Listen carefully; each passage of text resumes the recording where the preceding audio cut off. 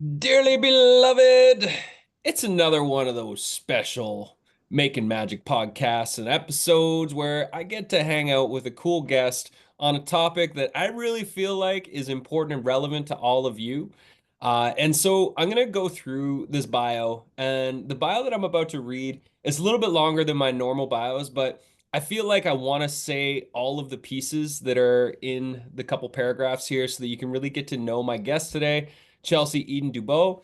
So Chelsea is the founder of the Sovereign Shift. Now, this is going to be a conversation about business without social media, everybody, just as a little disclaimer there. So, the Sovereign Shift is a movement designed to help entrepreneurs, creators, and change makers like you break free from the algorithmic control and reclaim your influence outside the attention economy. Because how exhausting is it, everybody, to try to constantly seek attention like a starving child? It's exhausting. So, Chelsea is a seasoned media strategist, public affairs officer in the Canadian Armed Forces, and breathwork facilitator. Chelsea combines high level communication expertise and nervous system mastery to help people escape digital dependency and engineer influence on their own terms. Yay!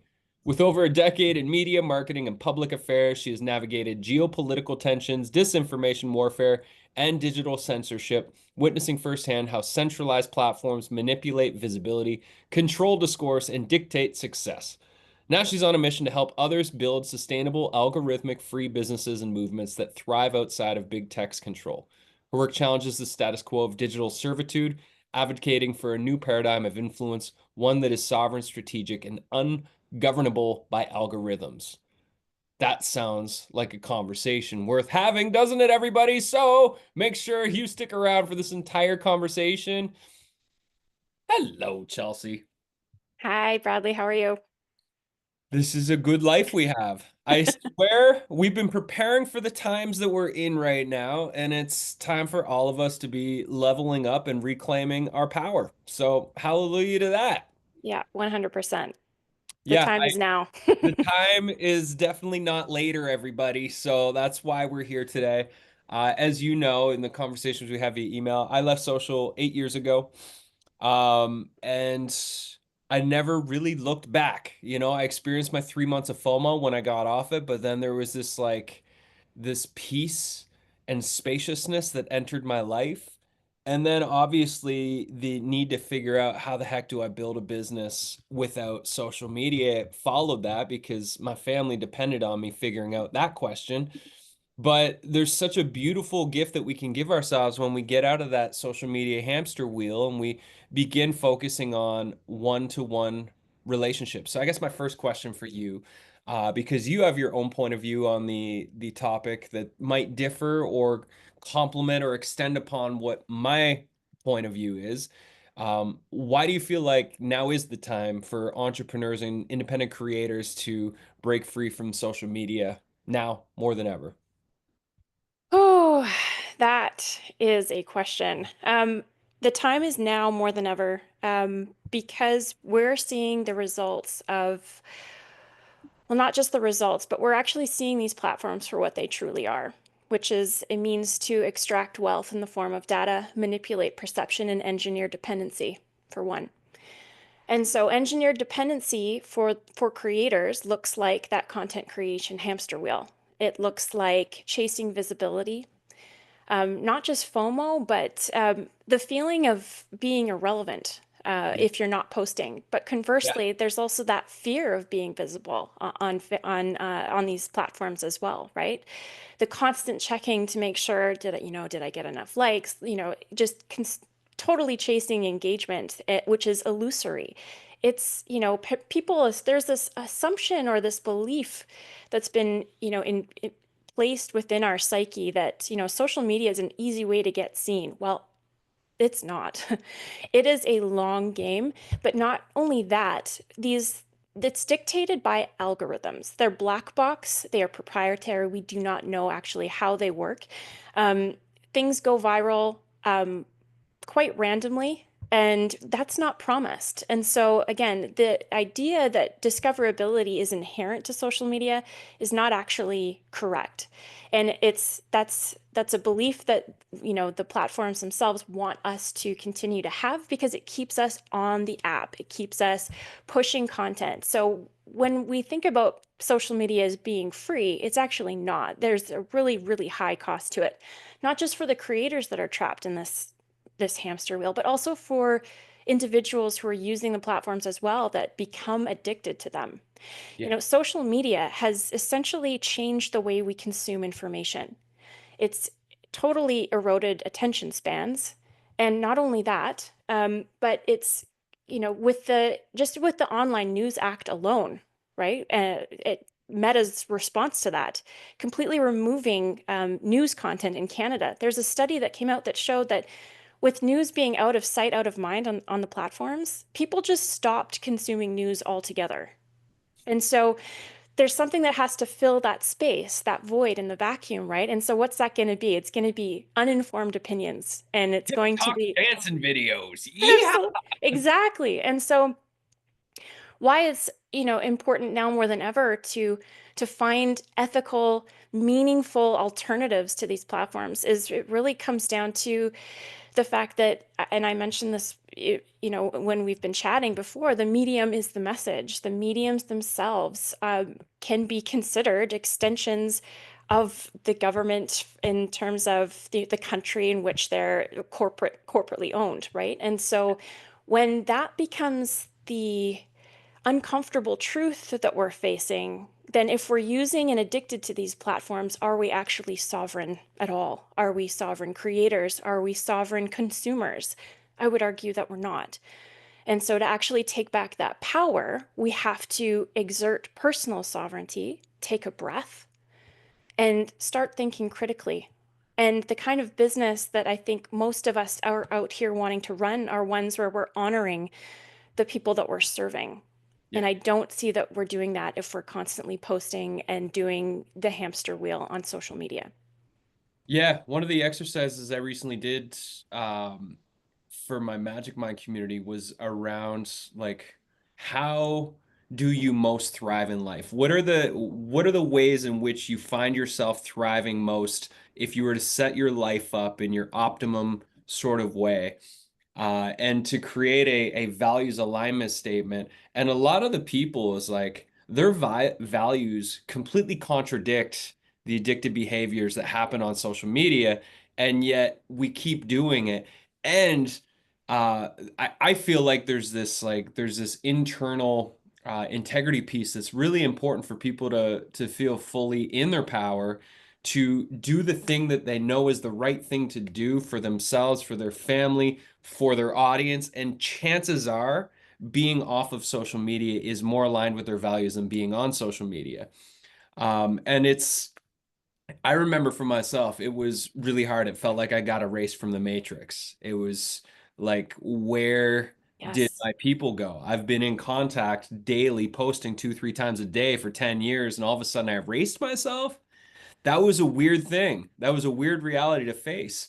But on the other side of that, I've got way more time. I work way less. I've made way more money as a result of being off social media and just focusing on leveraging individual relationships like Hmm. this right now is like just Yep. real humans instead of this like post and hope slot machine approach that people have to their marketing strategy. Yeah. And doing the values alignment thing of like, is it actually in alignment for you to continue doing what you're doing on these social media platforms, or are you like bypassing this internal compass that's telling you this is the wrong thing for you, the wrong thing for your business, the wrong thing for your family? And there comes a time we have to listen to that. 100%. Yep. The paradigm in which we're currently operating, I love that you called it the matrix because I that's absolutely accurate. And the first response that the body has when we take a step outside the matrix is panic. Yeah, It's panic. What am I doing? Oh my God. The ego goes into just overdrive. It's flying in the face of most marketing advice, right? yeah, And so when you do something that's uncomfortable like that, you take that risk and you see the truth beyond the illusion, wow, the reward is beyond anything that we can imagine, which I'm sure you, having been through that yourself, you've noticed that when you take that enormous time suck away, suddenly you're able to expand into places of creativity that you didn't even know were there. Because they require deep focus and Yes. constantly bombarded with distractions and constantly checking our phone. It's impossible to access that deep focus flow state that is completely accessible for every single one of us if we would just get off the internet and Yes. listen to that internal muse that's always waiting for us to give it our attention and focus. Yeah. 100%. 100%. So you talked about, you said digital sovereignty. It comes up a lot on your website. This is something you're talking about. So what is digital sovereignty? How does this impact us as business owners and creators? So digital sovereignty is usually, that particular term is usually used to refer to nations that have their own sovereign digital infrastructure and that sort of thing. So when I first started, when the terms first dropped into my field, it was under the realization that currently many, if not most nations around this world rely on US owned social media platforms to communicate with their own audiences. That is a truth that hasn't really bothered many people until we've sort of seen a turn of the tide and the term sovereignty now become part of a new paradigm. And so that started to me to pull on some threads. So when we talk about digital sovereignty collectively, how do we talk to one another? What is the infrastructure that we currently use to reach our own audiences? None of them are actually owned in Canada.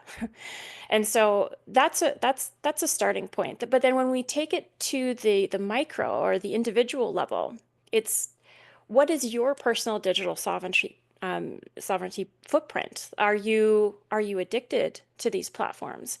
What is your nervous system doing if you think about not using them anymore, right? When we actually ask ourselves to question, okay, well, what is our relationship with them? Because sovereignty begins and ends with the breath, with the body, right? Like one of the reasons I was so drawn to breath work is because it taught me that I am a sovereign being, and it enabled me to actually regulate my nervous system enough to start having these moments of introspection that are required not only for creativity but also for healing, because we are living in a very, very dysregulated time, right? Online, offline, sort of everywhere. And it's driven by the fact that we are becoming more and more polarized. And so, one aspect of digital or personal sovereignty for me is the ability to take that breath, regulate, return to critical creative thought. And if you find yourself on one side of the fence, maybe start questioning where the middle way is, because we've also lost sight of that. So that's one aspect of personal sovereignty, digital sovereignty. The second aspect is for business owners, creatives, thought leaders to build sovereign influence, right? And so as a business owner myself, I had been part of the paradigm. I've worked in communications for over a decade, and people in communications still use social media. There's Yeah. still that belief that you need it. And so to me, that is an aspect of sovereignty that shows, well, if you're relying on something that you don't even own to communicate, and you really have no control over how the message is going to be manipulated potentially by all of these, the bots that are online, the algorithmic waves that push messages and can reframe. Are you really sovereign? Are you Yeah. really communicating or building influence in a way that is sovereign? And And authentic. and authentic, absolutely. There's just so many questions that it raises. And I really believe in asking the right questions more than I think it's easy to have an answer, right? But in this day and age, an answer or a fact can be reframed a million ways Yeah. and used to form a particular argument. And so often the questions I find are more important and more illuminating when it comes to really understanding what digital sovereignty looks like at a personal level, but also from our influence building as business owners. And I think for any of the parents that are listening to this as well, is like our children are inheriting our screen addictions. Yeah, it's, that's why we started Magic Kids, was to create an audio entertainment platform that gets kids off screens and back into their imaginations. Because it's literally it's an epidemic of screen addictions in young children. The average kid is spending up to 7 hours a day on screens, which is like, I remember when I was a kid growing up in the 80s, like we'd watch maybe an hour of TV a day. And when I look back on that, I'm like, even that was unnecessary. Like my son's almost 9 and he gets one show a week. Gets one Friday nights is like, do you want to watch a movie or a show? Great. That's it. And he gets audio stories some afternoons, but while he's listening to audio stories, he's crafting, he's building, he's making leather projects, he's whittling, he's like Amazing. Yeah. doing something active with his hands or his imagination while he's listening to the story. And the stories can help him like get his nervous system back to a baseline after a full day of activities, because we all need to find ways to restore breath work. I'm Yeah. on that. I'm on the breath work train. I've facilitated 500 plus breath work sessions Amazing. back in the day before I started doing all the business coaching. But yeah, I think I love the idea of like reclaiming, like where can we reclaim sovereignty in the digital footprint as well as just in our daily lives, coming back to real life human relations, real life Mhm. communities, like on the ground where we are. We're all so busy, and this is what got me on the internet, was like going online is the ultimate way to scale your business. You can reach so many more people than if you focus on your local community, but I feel like coming back to local communities is an incredible business model right now. Mhm. Getting offline and just reconnecting with all the people in your local community, building a local team, which is what I did at Magic Kids. All these things feel like reclaiming a piece of sovereignty. So, Yeah. this was one of the pieces I was most curious about. So, you have something called the sovereign virality method. Can you describe what that means for people that want to grow without an algorithm? Sure. Well, things have been going viral for for years before social media became a thing. My first Um, video on YouTube went viral. It led oh, to 2 years worth of speaking tours back in 2007. It was the first video I ever posted. Buddy and I made a video called the Gratitude Dance. Went viral. There was no algorithms involved back then. And then all of a sudden, I've got work for 2 years because of that. yeah, that's amazing. And I mean, when you look at the word viral and when you consider what it means to go viral, there's aspects of content that become popular for a reason. They become something that people want to talk about. And there's a few different ways, a few different things on the checklist to kind of hit. It's like, is it interesting? You know, is it controversial? Is it something that does it reflect a really big pain point or something that people really want to achieve? There's, you know, so there's the content of the content, I guess, that goes viral, right? So yours was a gratitude dance. So I'm assuming it was, It was silly, funny, there you playful. go. It was getting people to feel happy. Exact. So you're hitting on hearts and minds, Yeah. right? That's one aspect of what makes things go viral. But then there's also, okay, what else are we talking about when we're talking about virality? Well, virality by definition means that it's everywhere, right? And so another aspect to achieve sovereign virality, it's not just to focus on the hearts and minds aspect of the content. It's also looking at, of course, who you are, who you're like, what brand you're establishing, like your voice, but it's also how to use what I call the breadcrumb effect or the Morpheus protocol. Morpheus is everywhere in the matrix, right? And so it's repurposing content strategically so that it doesn't become onerous to place content Yeah. strategically and all over the place. So that in a sense you're going to be resonating with those who need you at the right time. So, for example, you create a piece of long form content that uh, is interesting, it touches on hearts and minds, it represents your unique point of view. Um, and it shows thought leadership, for example, right? Looking at just sort of from a thought leadership perspective. Well, you can repurpose that content really quickly through helpful tools like AI now, which, when used with ethical guardrails, allow content creators to collapse time um, and repurpose this content in multiple different ways for multiple different strategic platforms. So I'm talking about the Substacks, the Mediums, Pinterest, right, which is actually a very effective search engine. Same with YouTube. YouTube has aspects of social media, but it is also a very powerful search engine.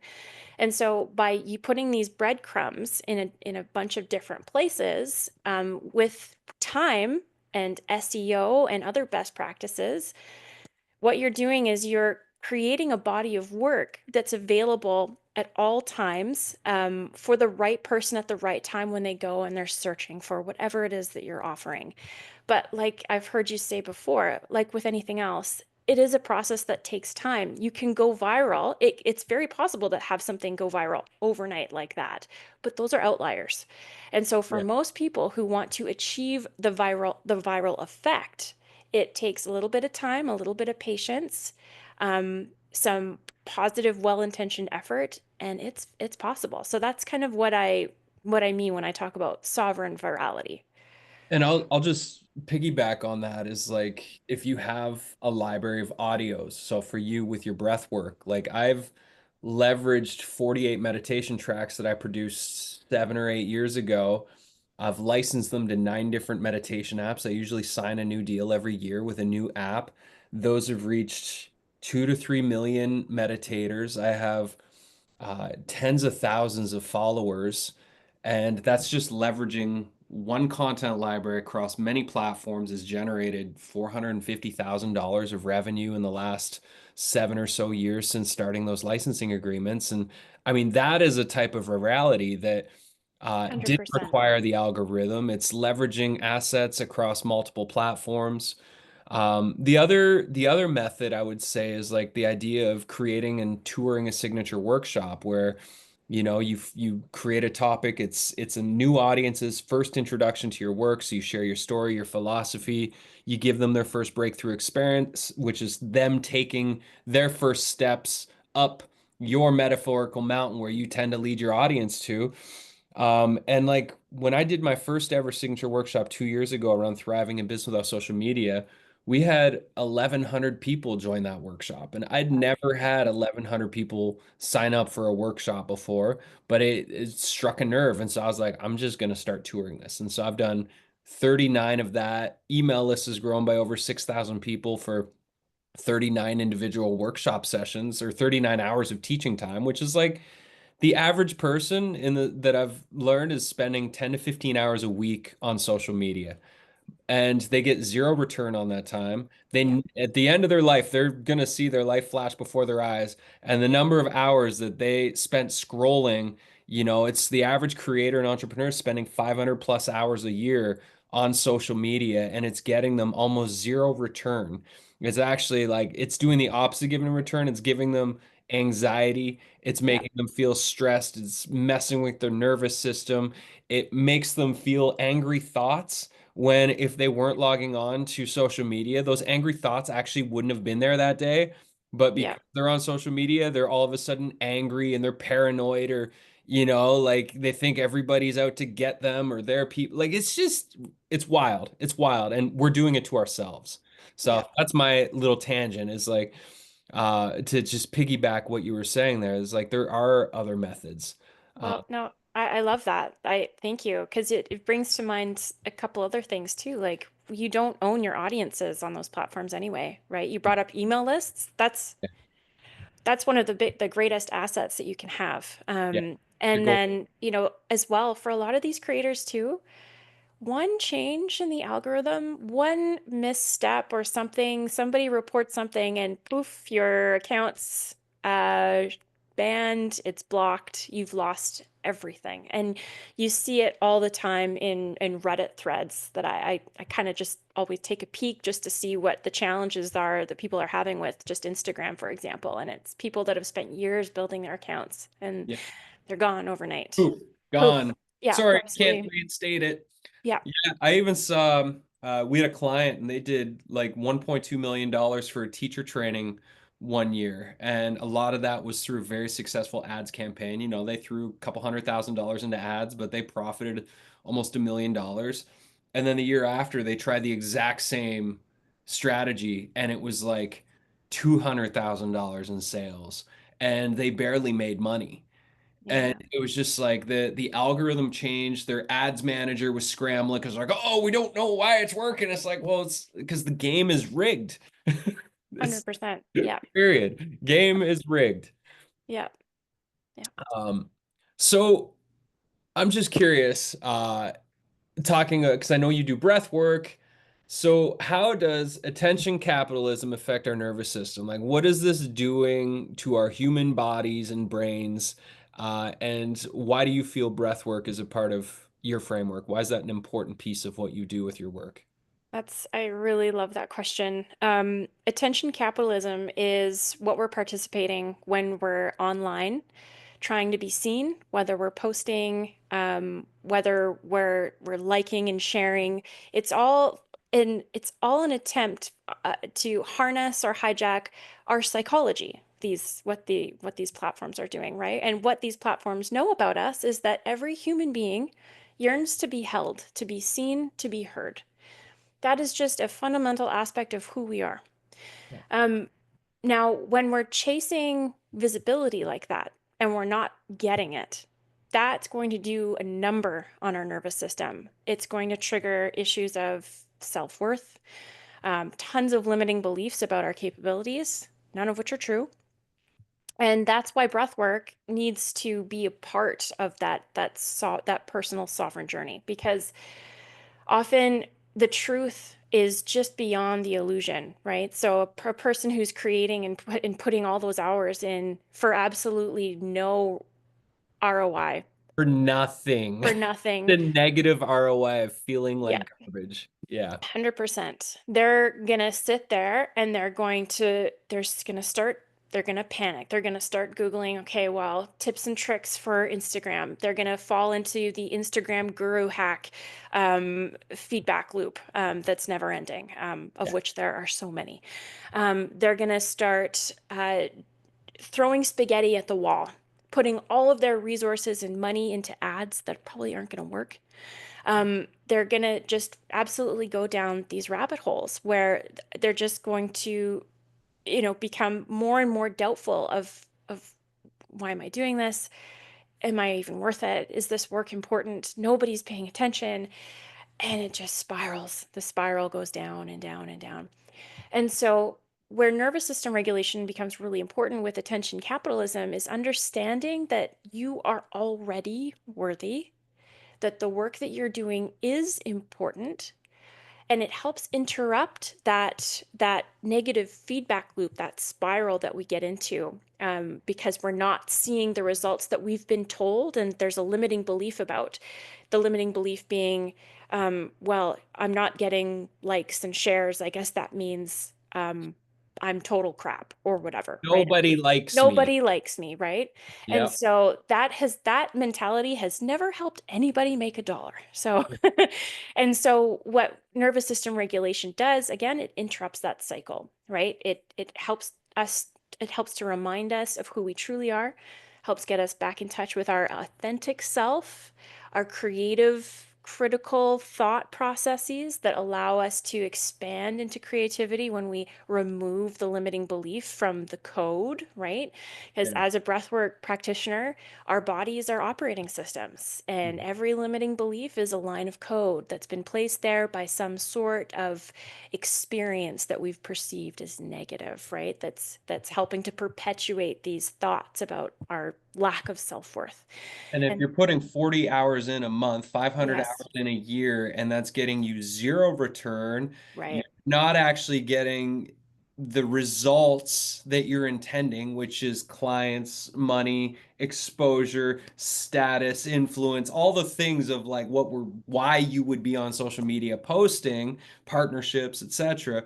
If you're putting all that energy in, just think about like even if you're not aware of it, think of what's going on under the surface Yep. as like the underlying conversation of or there's this like, well, if I just do one more day, maybe this is the breakthrough day. Right. But that's an addict speaking of like, this is my last post. And it's like, and then we come back, Yeah. oh, here's my last post. So yeah, That's so true. That you perfectly described the mentality, right? Just one more try. Maybe this will be this the is one the that big will go viral, the video that's going to change everything for me and put me back on track. But again, it's that cycle of thinking has to be interrupted first before it gives you the ability to think beyond that illusion and say, you know what? Let's pivot. Let's see what we can do to get us feeling back and good in our bodies and about our business. Because if we're feeling bad like this, I mean, you can speak to this. If you're feeling bad about your business, are you going to make good business? Are you going to do good business? No. And you're gonna so, make poor decisions, you're gonna devalue your work. yes, You're gonna feel less confident to reach out to people to partner with or host your signature workshop. It's just like it's all sorts of negative consequences. 100%. Yeah. Yeah. I guess this kind of leads me to the next question, which is, what do you feel are some of the big mindset shifts? Because I've seen this with people is like they come to my thriving in business on social media. I give them 19 relationships-based marketing strategies. I tell them to choose two, do those for the next 90 days. Don't go on social media for 90 days. But they don't, the majority do not. I've had some emails over the last couple of years of people like, I quit, it's working. I'm doing what you told me to do, and it's working. I'm like, that's awesome. But like, a handful out of 6,000 people who can clearly say that their strategy on social is not working, but they keep doing it anyways. Clearly, there's some mindset shifts that have to take place in order for people to change their ways. And so I'm just curious for you, what are some of those shifts that you feel people need to make in order to leave social media? Oh, that's a really important question because we're speaking to a very calculated, very expensive, and coordinated effort on the part of the social media platforms themselves to keep people addicted, Yeah. right? And so the mindset shift has to honestly just be that it has to be driven by a desire to open your mind and actually start to see them for what they are, like what they're actually doing to the fabric of our society, not just from a societal. I always like to bring things macro, meso, micro, right? So at the institutional level, how are they actually creating strife? At the collective level, how are they contributing to the further polarization of um, just the way human beings interact with each other? And then at the individual, how is it making you feel?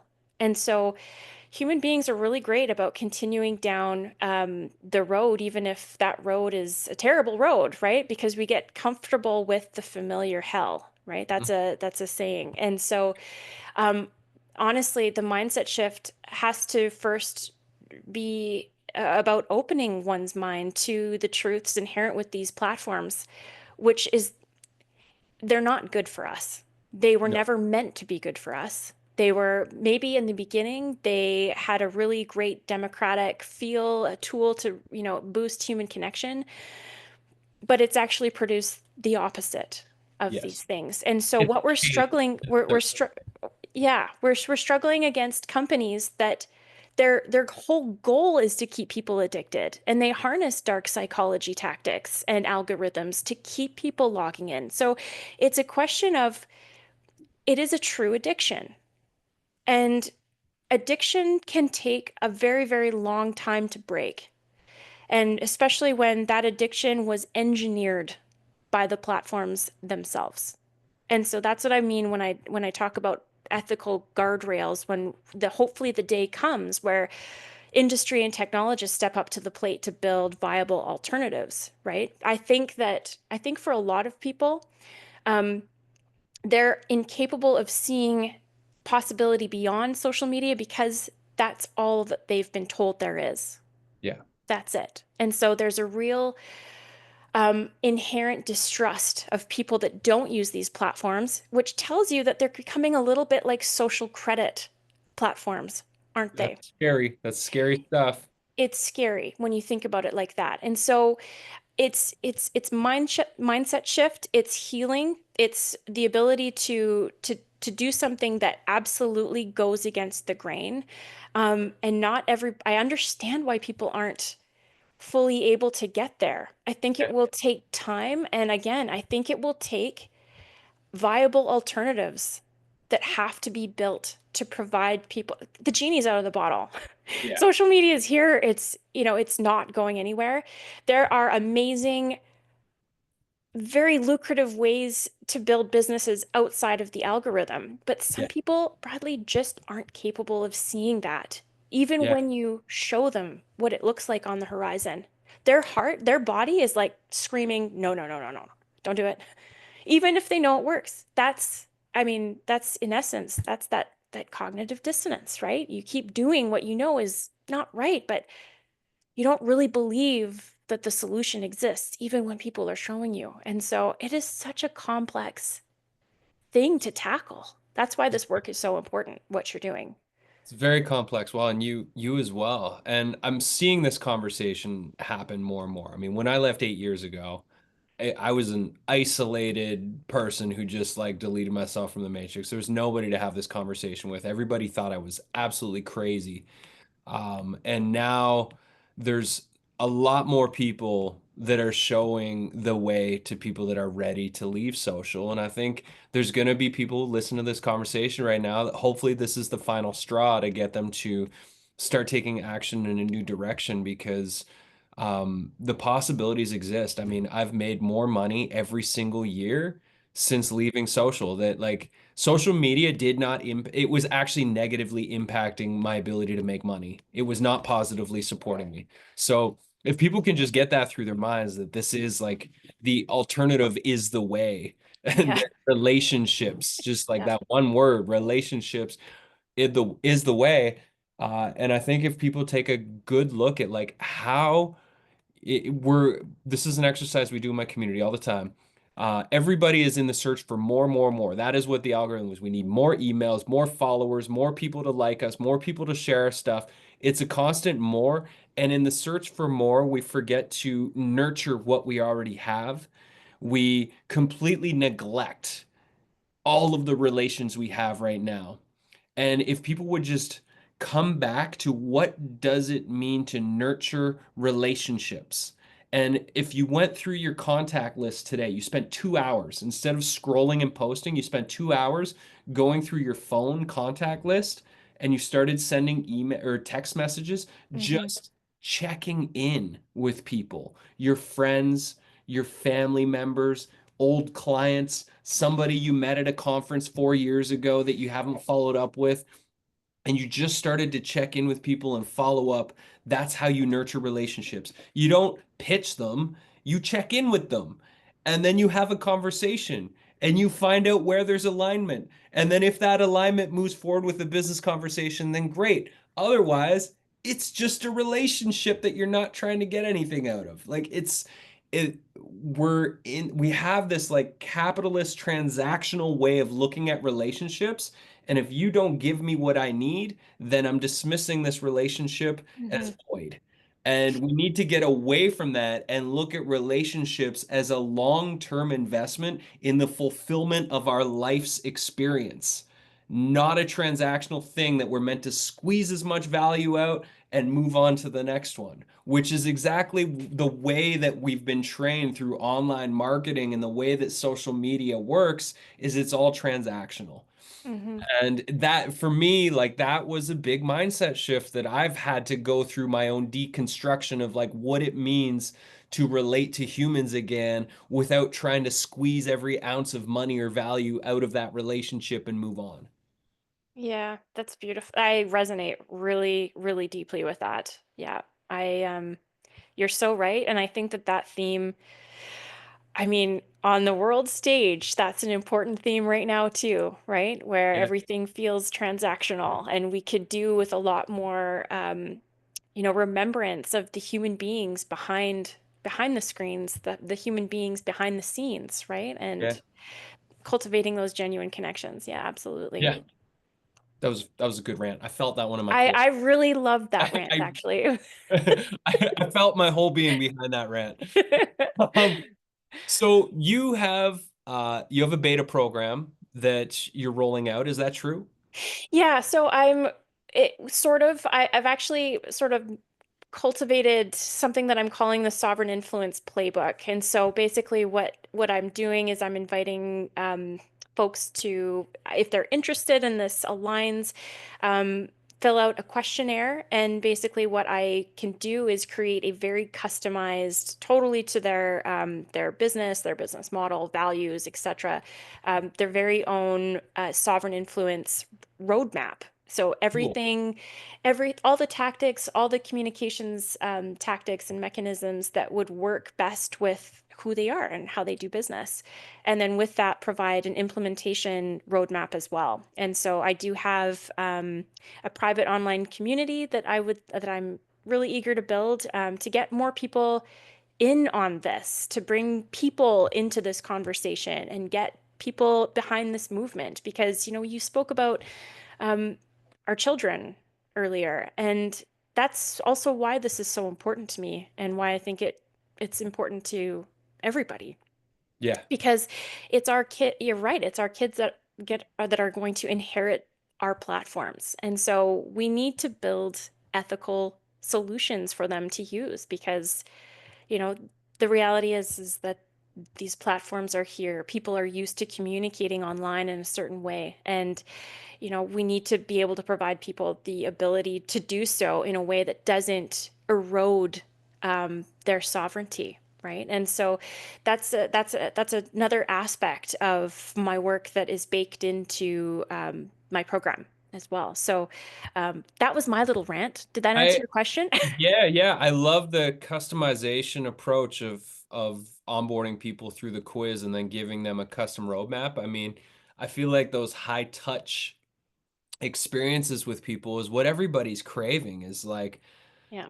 people were because we've become so disassociated through the ways we've been relating that like what you're doing with like fill this out, I'm gonna give you a roadmap that fits the answers and then you can run with it on your own or you can hire me to support you to take all the steps and lay out the infrastructure. I think that's beautiful. Where can people go check that out? And I'm going to encourage everybody listening to this, if you've resonated, to just fill out the questionnaire because you're going to learn some things.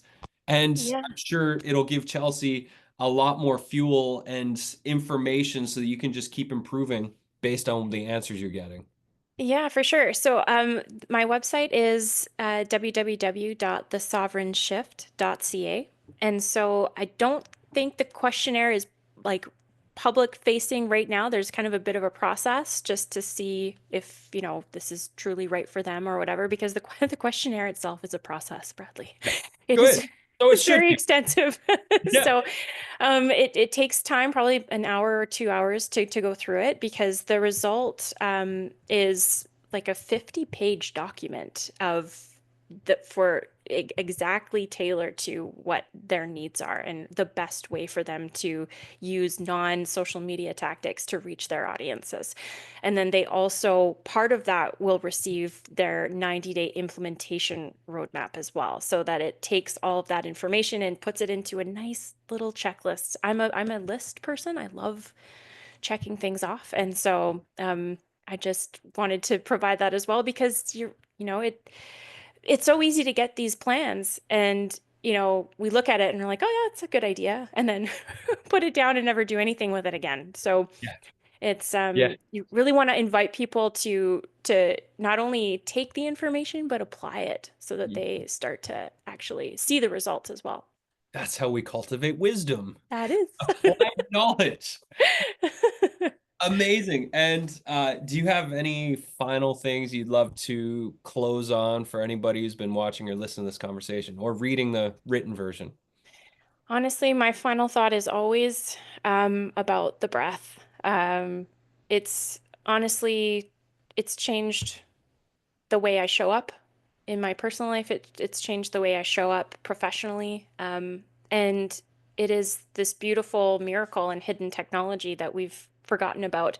And it's the easiest way to come back to yourself in the present moment, at any time of the day when you're feeling dysregulated because of the world that we're living in. And so the most sovereign thing you can do for yourself in the day is a few minutes of breath work. And that's usually what I like to leave people with.